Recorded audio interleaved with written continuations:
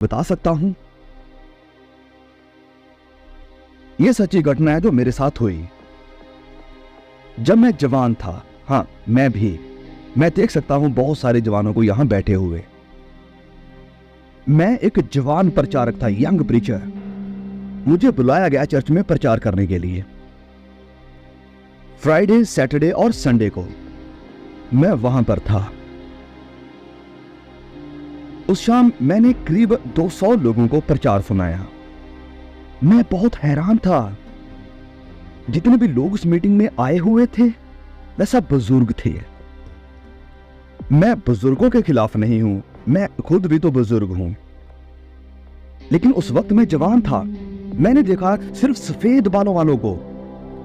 मैं अपने दोस्त हैरोल्ड की तरफ मुड़ा और उससे कहा, हैरोल्ड, जवान लोग कहां हैं इस शहर के?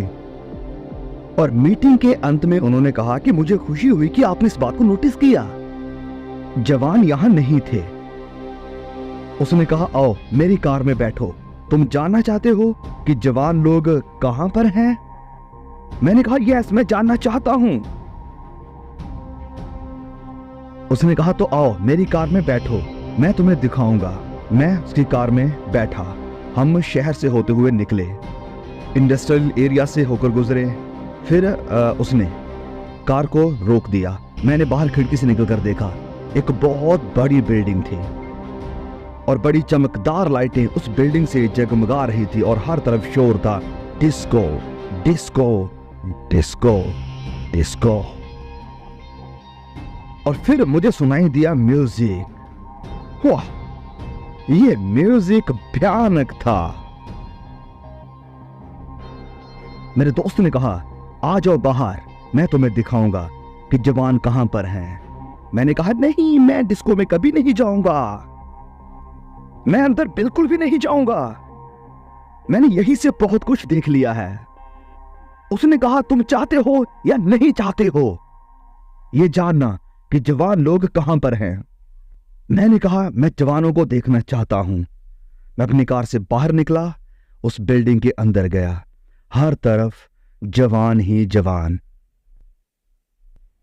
तभी पवित्र आत्मा ने मेरे साथ बात करी और मुझसे कहा कि रेनहॉर्ड, ये जो डांस हॉल है इसके दरवाजे को खोल दो और अंदर झांको।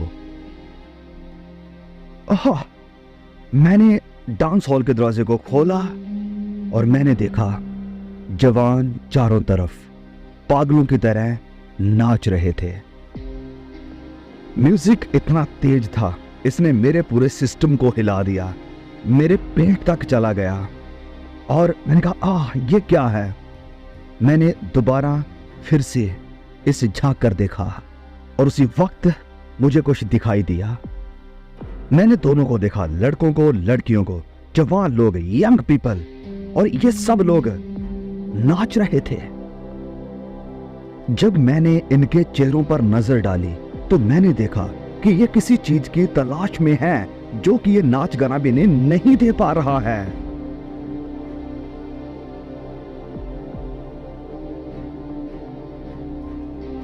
मैं पीछे हटा, मैंने दरवाजा बंद कर दिया। मैंने कहा, हैरोल्ड, क्या तुम इस डिस्को के मालिक को जानते हो? उसने कहा, यस, मैं जानता हूं। मैंने कहा, मुझे उसके पास ले चलो। उसने कहा, क्या? तुम उससे क्या चाहते हो? मैंने कहा, मैं उनसे चाहता हूं कि वो मुझे अलाउ करें कि मैं प्रचार कर सकूं, सिर्फ 5 मिनट के लिए, 5 मिनट के लिए इन जवानों के साथ, सिर्फ 5 मिनट। उसने कहा, रेनहार्ड, तुम पागल हो गए हो। मैंने कहा, क्या? मुझे तुम यहां लेकर आए हो? मालिक कहां है इसका? वो मुझे मालिक के पास ले गया। जब हम इस ऑनर के पास गए, मैंने उससे कहा कि सर, मैं जर्मनी से चलकर आया हूं और मैं चाहता हूं कि सिर्फ 5 मिनट के लिए मैं इन जवानों से बात करना चाहता हूं, प्लीज।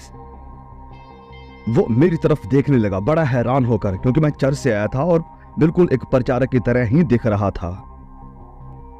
उसने मुझसे पूछा कि क्या तुम एक प्रचारक हो? मैंने कहा, हाँ मैं हूं, मैं प्रचारक हूं। उसने कहा तो ठीक है, जाओ और अपने चर्च में जाकर प्रचार करो। मैंने कहा सुनिए सर, ये जो जवान लोग हैं ये चर्च में नहीं आते हैं, और यही कारण है कि ये प्रचारक यहां डिस्को में आया है।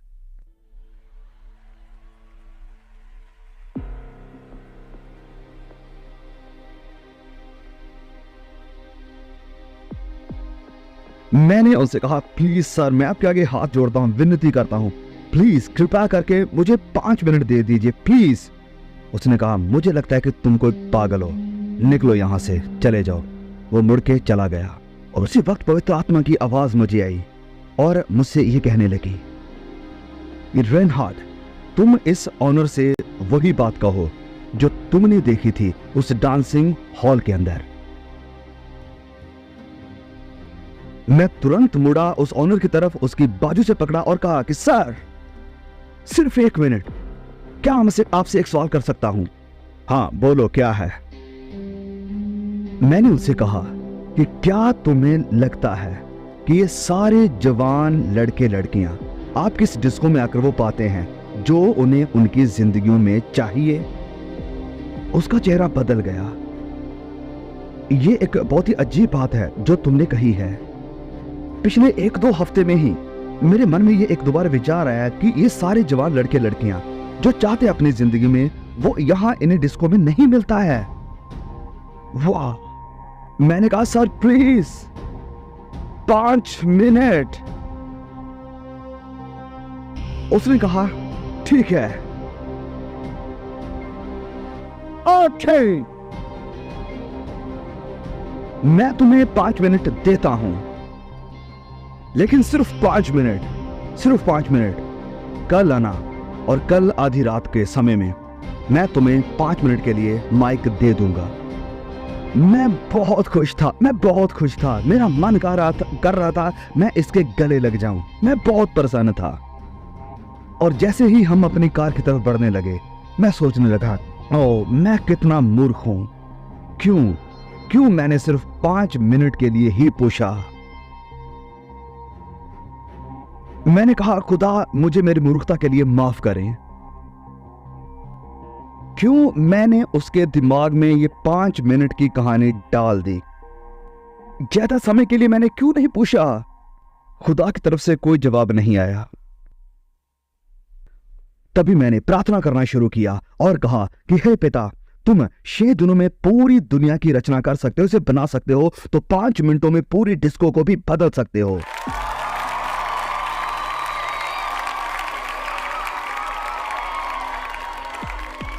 तो अगले दिन मैं सबसे पहले चर्च में गया और वहां पर इन सफेद बालों वाले लोगों को मैंने प्रचार सुनाया। तो इन लोगों को जो मैंने प्रचार सुनाया, मुझे नहीं पता मैंने क्या इन्हें प्रचार सुनाया। ये मेरा सबसे बुरा एक्सपीरियंस था, क्योंकि मेरा मन, मेरा दिमाग उस डिस्को में ही लगा हुआ था।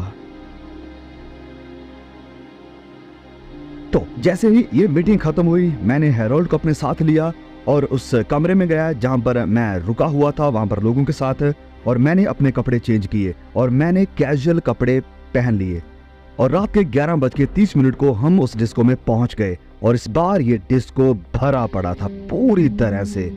मुझे लगता है कि शायद ये 2 गुना थे। ये हॉल पूरा पैक था, लोग एक दूसरे के साथ चिपके हुए थे, इतना क्लोज थे, यानी बहुत ज्यादा टाइट। मैं वहां उस बार में बैठ गया, इंतजार कर रहा था कि कब 12 बजते हैं, आधी रात होती है। चिंता मत करो, मैंने वहां पर सिर्फ पिया था कोका कोला। और जैसे मैंने क्लॉक देखी, रात के 12 बज गए और तभी मैं उठा वहां से। मेरे पास सिर्फ 5 मिनट हैं। मैं उठा और प्लेटफॉर्म के ऊपर चढ़ गया और माइक को ले लिया डीजे के हाथों से और मैंने कहा बैठ जाओ, मैं जर्मनी से आया हूं और एक बहुत जरूरी टॉपिक के ऊपर मैं आपके साथ बात करना चाहता हूं। मैं इतना जल्दी बोल रहा हूं क्योंकि मेरे पास इतना टाइम नहीं है। तभी ये सभी लोग नीचे बैठ गए और मैं देखने लगा और मुझे एहसास हुआ कि इनके पास कोई और ऑप्शन नहीं है। और जैसे ही ये सब लोग नीचे बैठ गए तो मैंने प्रचार करना शुरू कर दिया। और तभी वाह, पवित्र आत्मा अंदर आ गया।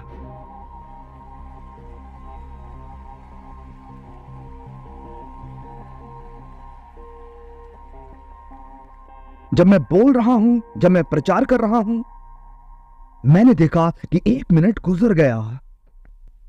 तभी अचानक मैंने सुना लोग रो रहे हैं। मैंने देखा लोग अपनी आंखों से आंसुओं को साफ कर रहे थे। रुमाल, टिश्यू पेपर हर जगह मैंने पड़े हुए देखे। और जब आप देखते हो आंसुओं को बहते हुए तो आप समझ जाते हो कि यह वक्त है लोगों को आगे बुलाने का।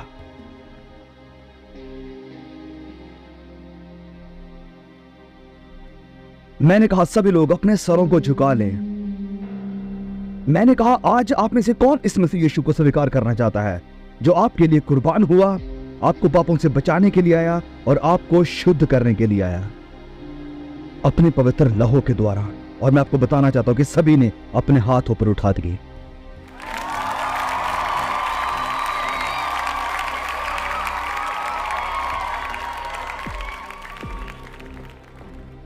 और जब 5 मिनट गुजर गए और जैसे ही मैं निकलकर बाहर आ रहा हूं तो मेरी खुशी का कोई ठिकाना नहीं है। मैं पिता परमेश्वर प्रभु यीशु मसीह की महिमा कर रहा हूं इस अद्भुत चमत्कार के लिए।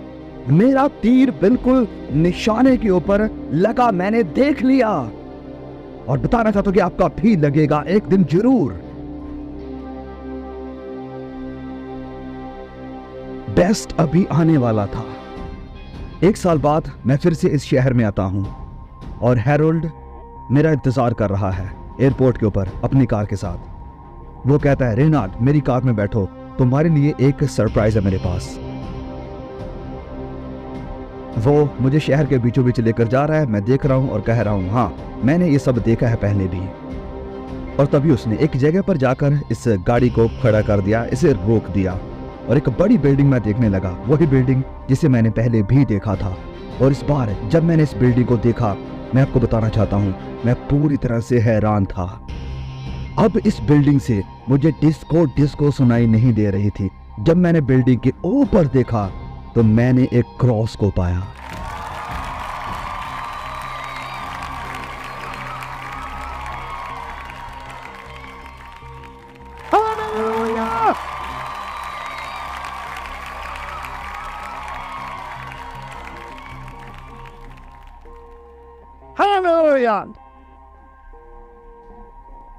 हैरोल्ड ने मुझसे कहा कि ये भी अभी बेस्ट नहीं है, अंदर आओ मेरे साथ। और जैसे ही मैं उसके साथ अंदर गया तो वहां पर ये सारे जवान लड़के हैं और ये आकर मुझे कहने लगे, कोई कह रहा है हे तुम्हें याद है मैं यहाँ पर ड्रमर था, हे तुम्हें याद है मैं यहाँ पर लाइटिंग को सेट करने वाला था। उस रात सब कुछ बदल गया। वो डिस्को उसी रात बंद हो गई, तब्दील हो गई